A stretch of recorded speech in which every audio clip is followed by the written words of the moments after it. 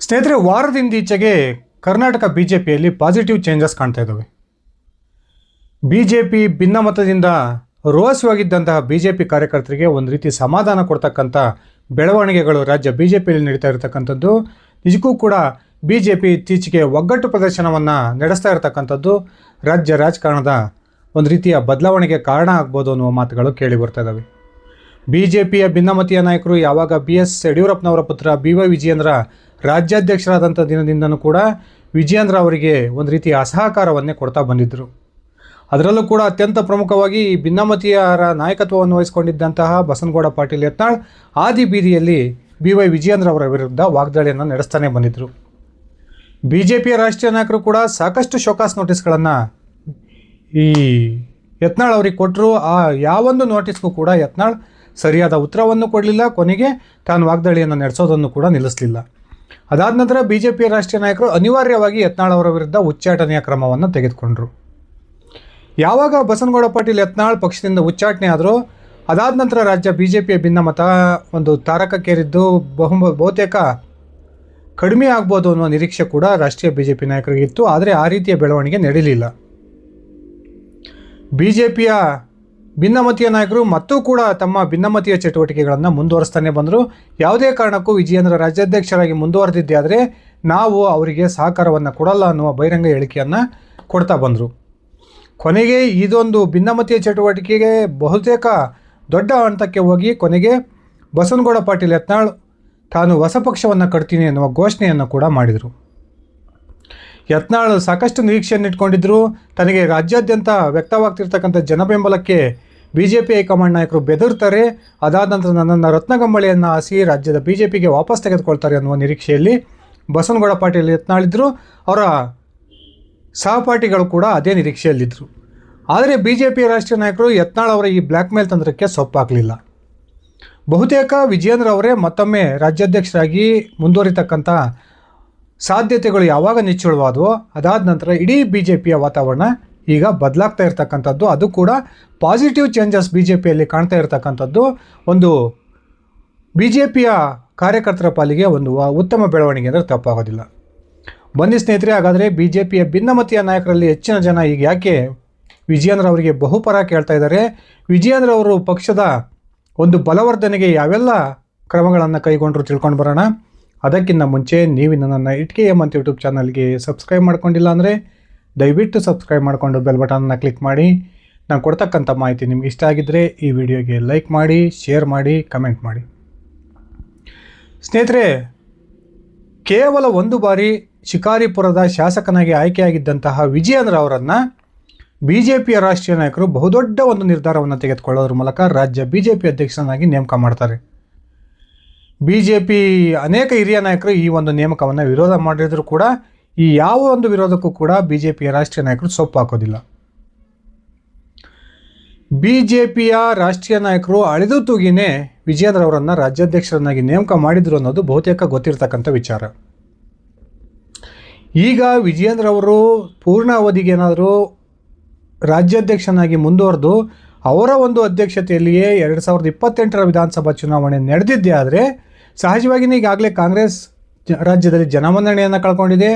ಮುಂದಿನ ಚುನಾವಣೆಯಲ್ಲಿ ಬಿಜೆಪಿ ಹಾಗೂ JDS ನೇತೃತ್ವದಲ್ಲಿ ಸರ್ಕಾರ ಅಸ್ತಿತ್ವಕ್ಕೆ ಬರುತ್ತೆ ಅನ್ನುವ ಮಾತುಗಳು ಇಡೀ ರಾಜ್ಯಾದ್ಯಂತ ಕೇಳಿಬರ್ತಾ ಇದ್ದಾವೆ.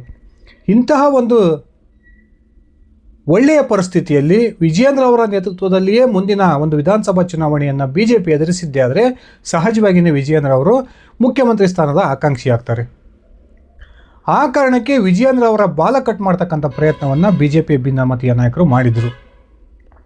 ಪದೇ ಪದೇ ದೆಹಲಿಯ ಪ್ರವಾಸವನ್ನು ಕೈಗೊಂಡರು. ವಿಜಯೇಂದ್ರ ಅವರ ವಿರುದ್ಧ ಏನೆಲ್ಲ ತೀಟೆಗಳನ್ನು ಮಾಡಬೇಕೋ ಅದನ್ನೆಲ್ಲವನ್ನು ಕೂಡ ರಾಷ್ಟ್ರೀಯ ನಾಯಕರ ಮುಂದೆ ಮಾಡಿದರು.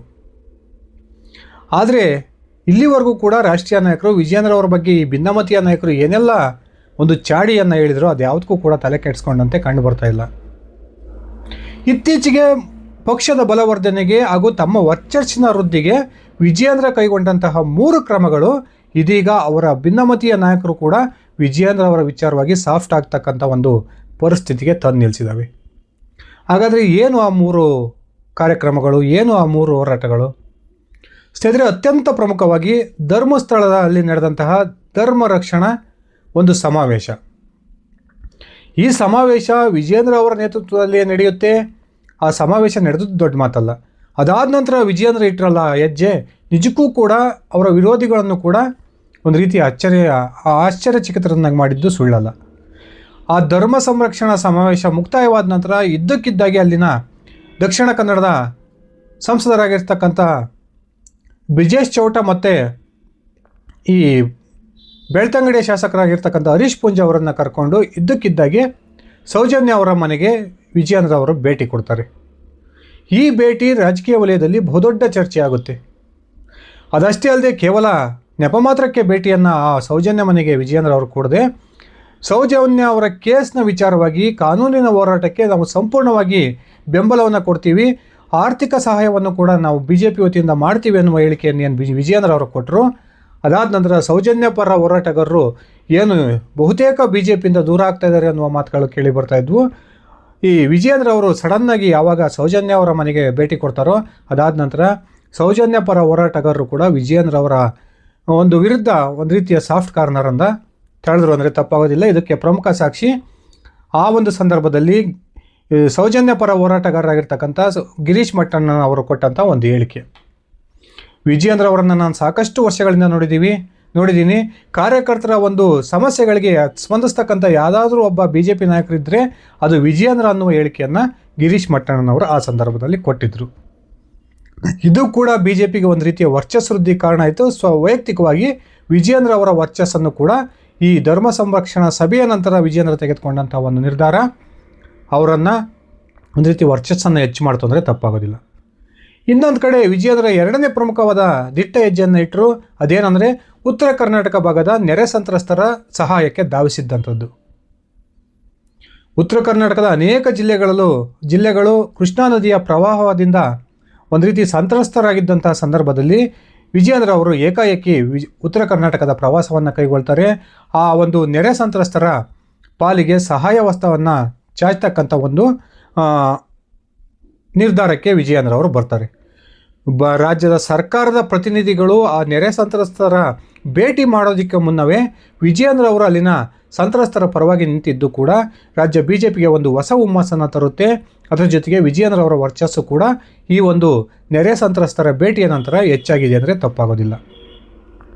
ಇನ್ನೊಂದು ಕಡೆ ಇತ್ತೀಚೆಗೆ ತಾನೇ ನಡೆದಂತಹ ಗುರ್ಲಾಪುರದ ಕಬ್ಬು ಬೆಳೆಗಾರರ ಒಂದು ಹೋರಾಟ, ಕನಿಷ್ಠ ಬೆಂಬಲ ಬೆಲೆಗೆ ಆಗ್ರಹಿಸಿ ಏನು 8-9 ದಿನಗಳಿಂದ ಅಲ್ಲಿನ ಉತ್ತರ ಕರ್ನಾಟಕ ಭಾಗದ ಬಹುತೇಕ ರೈತರು ಬೀದಿಗಿಳಿದು ಹೋರಾಟವನ್ನು ಮಾಡ್ತಾಯಿದ್ರು. ಆ ಹೋರಾಟಕ್ಕೆ ವಿಜಯೇಂದ್ರ ಅವರು ಭಾಗವಹಿಸ್ತಾರೆ. ಆ ಹೋರಾಟದ ನಂತರ ನೆಕ್ಸ್ಟ್ ದಿನ ಅವರ ಒಂದು ಹುಟ್ಟುಹಬ್ಬ ಇದ್ದರೂ ಕೂಡ ಅವತ್ತು ಇಂದಿನ ದಿನ ಅಲ್ಲಿನೇ ಆ ರೈತರೊಂದಿಗೆ ಆ ಒಂದು ಪ್ರತಿಭಟನೆಯ ಸಂದರ್ಭದ ಸ್ಥಳದಲ್ಲಿಯೇ ಮೊಕ್ಕಾಮನ್ನು ಓಡೋದ್ರ ಮೂಲಕ ವಿಜಯೇಂದ್ರ ಅವರು ಆ ಒಂದು ಸಭೆಯಲ್ಲಿ ಭಾಗವಹಿಸಿದಂತಹ ಪ್ರತಿಭಟನೆಯಲ್ಲಿ ಭಾಗವಹಿಸಿದ್ದಂತಹ ರೈತರ ಪಾಲಿಗೆ ಒಂದು ರೀತಿಯ ಬಹುದೊಡ್ಡ ನಾಯಕನಾಗಿ ಕಾಣ್ತಾರೆ. ಇದು ಕೂಡ ವಿಜಯೇಂದ್ರ ಅವರು ಯಾವಾಗ ಈ ಕಬ್ಬು ಬೆಳೆಗಾರರ ಒಂದು ಬೆಂಬಲ ಬೆಲೆಯ ಹೋರಾಟಕ್ಕೆ ಭಾಗವಹಿಸ್ತಾರೋ ಅದಾದ ನಂತರ ಸರ್ಕಾರ ಕೂಡ ರೈತರ ಹೋರಾಟಕ್ಕೆ ಒಂದು ಮನ್ನಣೆಯನ್ನು ಕೊಡುತ್ತೆ. ಆ ಮೂಲಕ ಕನಿಷ್ಠ ಬೆಂಬಲ ಬೆಲೆಯನ್ನು ಕೂಡ ರೈತರಿಗೆ ನಿಗದಿ ಮಾಡುತ್ತೆ. ಇದು ಕೂಡ ವಿಜಯೇಂದ್ರ ಹಾಗೂ BJPಯ ವರ್ಚಸ್ಸನ್ನು ಉತ್ತರ ಕರ್ನಾಟಕ ಭಾಗದಲ್ಲಿ ಹೆಚ್ಚು ಮಾಡಿದೆ ಅಂದರೆ ತಪ್ಪಾಗೋದಿಲ್ಲ. ಸ್ನೇಹಿತರೆ, ವಿಜಯೇಂದ್ರ ಅವರ ರಾಜಕೀಯ ವಿರೋಧಿಗಳು ಏನೇ ಹೇಳಲಿ, ಅವರ ವಿರುದ್ಧ ಏನೇ ಮಾತುಗಳನ್ನಾಡಲಿ, ಈಗಲೂ ಕೂಡ ಇಡೀ ರಾಜ್ಯದಲ್ಲಿ BJPಯಲ್ಲಿರ್ತಕ್ಕಂಥ ಒಬ್ಬ ಮಾಸ್ ಲೀಡರ್ ಅಂದರೆ ವಿಜಯೇಂದ್ರ ಅಂದರೆ ತಪ್ಪಾಗೋದಿಲ್ಲ. ತಮ್ಮ ತಂದೆಯ ರಾಜಕೀಯ ಪಟ್ಟುಗಳನ್ನೆಲ್ಲ ಕರತಲಾಮಲಕ ಮಾಡ್ಕೊಂಡಿರ್ತಕ್ಕಂಥ ವಿಜಯೇಂದ್ರ ಅವರು ನಿಧಾನವಾಗಿಯೇ ಒಂದೊಂದೇ ಹೆಜ್ಜೆಯನ್ನು ಇಡ್ತಾ ಇರ್ತಕ್ಕಂಥದ್ದು ನಿಜಕ್ಕೂ ಕೂಡ ಅವರ ರಾಜಕೀಯ ಪ್ರೌಢಿಮೆಗೆ ಹಿಡಿದಂತಹ ಒಂದು ಕನ್ನಡಿ ಅಂದರೆ ತಪ್ಪಾಗೋದಿಲ್ಲ. ಇತ್ತೀಚೆಗೆ ವಾರದಿಂದೀಚೆಗೆ ವಿಜಯೇಂದ್ರ ವಿರೋಧಿ ಬಳಗದಲ್ಲಿ ಗುರುತಿಸಿಕೊಂಡಿದ್ದಂಥ 3 ಪ್ರಮುಖ ನಾಯಕರು ಹುಟ್ಟುಹಬ್ಬದ ನೆಪದಲ್ಲಿ ವಿಜಯೇಂದ್ರ ಅವರನ್ನು ಭೇಟಿಯಾಗಿ ಅವರನ್ನು ಆಡಿ ಹೊಗಳಿರ್ತಕ್ಕಂಥದ್ದು ನಿಜಕ್ಕೂ ಕೂಡ BJPಯ ಪಾಲಿಗೆ ಆಶಾದಾಯಕ ಬೆಳವಣಿಗೆ ಅಂದರೆ ತಪ್ಪಾಗೋದಿಲ್ಲ. BJPಯ ಭಿನ್ನಮತೀಯ ನಾಯಕರಲ್ಲಿ ಗುರುತಿಸಿಕೊಂಡಿದ್ದಂತಹ ಕೊಡಗು ಮೈಸೂರಿನ ಮಾಜಿ ಸಂಸದ ಪ್ರತಾಪ್ ಸಿಂಹ ವಿಜಯೇಂದ್ರ ಏನು ಮೈಸೂರಿಗೆ ಹೋದಂಥ ಸಂದರ್ಭದಲ್ಲಿ ಅವರನ್ನು ಅದ್ಧೂರಿಯಾಗಿ ಸ್ವಾಗತವನ್ನು ಮಾಡ್ತಾರೆ. ಅವರ ಹುಟ್ಟುಹಬ್ಬಕ್ಕೆ ಶುಭಾಶಯವನ್ನು ಕೋರೋದಷ್ಟೇ ಅಲ್ಲದೆ ವಿಜಯೇಂದ್ರ ಅವರನ್ನು ಒಂದು ಖಾಸಗಿ ಮಾಧ್ಯಮದಲ್ಲಿ ಸಂದರ್ಶನ ಸಂದರ್ಭದಲ್ಲಿ ಆಡಿ ಹೊಗಳ್ತಾರೆ. ಇನ್ನು ಇತ್ತೀಚೆಗೆ ತಾನೇ ವಿಜಯೇಂದ್ರ ಅವರೇ BJPಯನ್ನು ಹಾಳು ಮಾಡಿದ್ದಾರೆ ಅನ್ನುವ ಹೇಳಿಕೆಯನ್ನು ಕೊಟ್ಟು ಅಪ್ಪ ಮಕ್ಕಳಿಂದನೇ BJP ಇವತ್ತು ಈ ಪರಿಸ್ಥಿತಿಗೆ ಬಂದಿದೆ ಅನ್ನುವ ಹೇಳಿಕೆಯನ್ನು ಕೊಟ್ಟಿದ್ದಂತಹ ಚಿಕ್ಕಬಳ್ಳಾಪುರದ ಸಂಸದ ಡಾಕ್ಟರ್ ಕೆ ಸುಧಾಕರ್ ಕೂಡ ಇತ್ತೀಚೆಗೆ ಹುಟ್ಟುಹಬ್ಬದ ನೆಪದಲ್ಲಿ ವಿಜಯೇಂದ್ರ ಅವರನ್ನು ಭೇಟಿಯಾಗ್ತಾರೆ. ಅದಾದ ನಂತರ ವಿಜಯೇಂದ್ರ ಅವರಿಗೆ ಕೆ ಸುಧಾಕರ್ ಕೂಡ ಬಹುಪರಾಗನ್ನು ಹೇಳಿರ್ತಕ್ಕಂಥದ್ದು ರಾಜ್ಯ BJPಯ ಒಂದು ಉತ್ತಮ ಬೆಳವಣಿಗೆ. ಇನ್ನೊಂದು ಕಡೆ GBA ಚುನಾವಣೆಗೆ ಸಂಬಂಧಪಟ್ಟಂತೆ ಏನು ಬೆಂಗಳೂರಿನ ಉಸ್ತುವಾರಿಯನ್ನು ವಿಜಯೇಂದ್ರ ಅವರು ಒಂದು ಪಟ್ಟಿ ಮಾಡಿ ನೇಮಕ ಮಾಡಿದ್ರು, ಆ ಪಟ್ಟಿಯಲ್ಲಿ ತಮ್ಮ ಹೆಸರಿಲ್ಲ ಅನ್ನುವ ಅಸಮಾಧಾನವನ್ನು ಹೊರಹಾಕಿದ್ದಂತಹ ಯಲಹಂಕದ ಶಾಸಕ SR ವಿಶ್ವನಾಥ್ ಕೂಡ ಇತ್ತೀಚೆಗೆ ವಿಜಯೇಂದ್ರ ಅವರನ್ನು ಭೇಟಿಯಾಗಿ ವಿಜಯೇಂದ್ರ ಅವರಿಗೆ ತನ್ನ ಸಂಪೂರ್ಣ ಬೆಂಬಲ ಇದೆ ಅನ್ನುವ ಹೇಳಿಕೆಯನ್ನು ಕೊಟ್ಟಿರ್ತಕ್ಕಂಥದ್ದು ಕೂಡ BJPಯ ಪಾಲಿಗೆ ಬಹುದೊಡ್ಡ ಆಶಾದಾಯಕ ಬೆಳವಣಿಗೆ.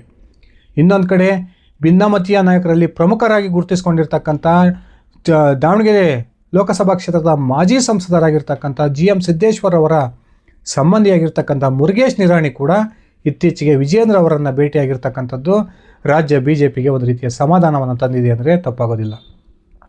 ಸ್ನೇಹಿತರೆ, ಪಕ್ಷ ಸಂಘಟನೆಗೆ ಅನುಭವದ ಕೊರತೆ ಇದ್ದರೂ ಕೂಡ ತನಗಿರ್ತಕ್ಕಂಥ ಅನುಭವವನ್ನೇ ಉಪಯೋಗಿಸ್ಕೊಂಡು ಇಡೀ ರಾಜ್ಯಾದ್ಯಂತ ಪ್ರವಾಸವನ್ನು ಕೈಗೊಳ್ಳೋದ್ರ ಮೂಲಕ BJPಯ ಕಾರ್ಯಕರ್ತರ ಪಾಲಿಗೆ ಒಂದು ರೀತಿ ಆಶಾಕಿರಣವಾಗಿರ್ತಕ್ಕಂಥ ವಿಜಯೇಂದ್ರ ಅವರಿಗೆ ಇತ್ತೀಚೆಗೆ ವಿರೋಧಿ ಬಣ ಕೂಡ ಬೆಂಬಲವನ್ನು ವ್ಯಕ್ತಪಡಿಸ್ತಾ ಇರತಕ್ಕಂಥದ್ದು ವಿಜಯೇಂದ್ರ ಬಹುತೇಕ ರಾಜ್ಯ BJP ಅಧ್ಯಕ್ಷರಾಗಿ ಮುಂದುವರಿತಕ್ಕಂಥ ಲಕ್ಷಣಗಳು ಕಂಡು ಬರ್ತಾ ಇದ್ದಾವೆ. ಸ್ನೇಹಿತರೆ, ಈ ಒಂದು ವಿಚಾರವನ್ನು ಕುರಿತು ನಿಮ್ಮ ವೈಯಕ್ತಿಕ ಅಭಿಪ್ರಾಯವನ್ನು ಕಮೆಂಟ್ ಮಾಡಿ. ಧನ್ಯವಾದಗಳು. ಶುಭ ದಿನ.